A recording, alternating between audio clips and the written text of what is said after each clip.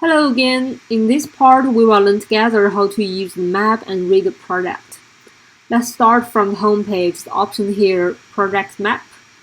This option allows you to browse all the running projects in our map.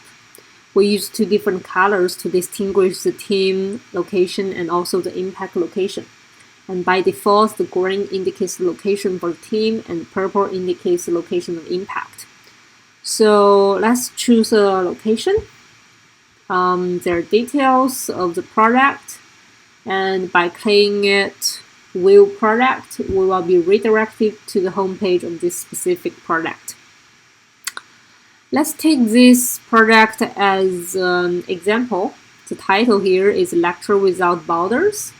And in the home page of this project, we can see a map of all its impact location. And downwards, there are descriptions, goals, resource, and also the team. And upwards, we see that there is an announcement for recruitment. And if you like, you can share this project through the button here by email or social media. And also, you can follow the project. They have not yet tagged this project, because if they do, the tag should appear here, just under the date. Okay, let's return to our demo project and learn how to set up locations on the map. Option and Tools, click it, and then Set. As you can see, there are the general guidelines to remind you how it would work.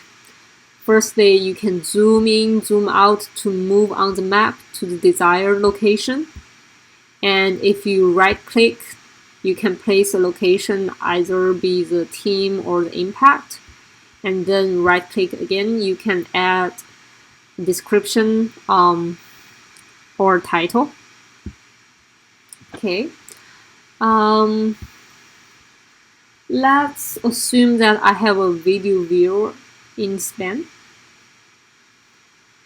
and I choose here as my impact location. Right click, choose impact. Now I have a remark in the map, and to add description, let's just test impact. Click. It will naturally save the context. If I click again, we can set and we save. So now here we see that the map appears in the project summary and is in the span. Okay, this is how to use the map and read the project. I hope this demo could be useful. See you. Thank you.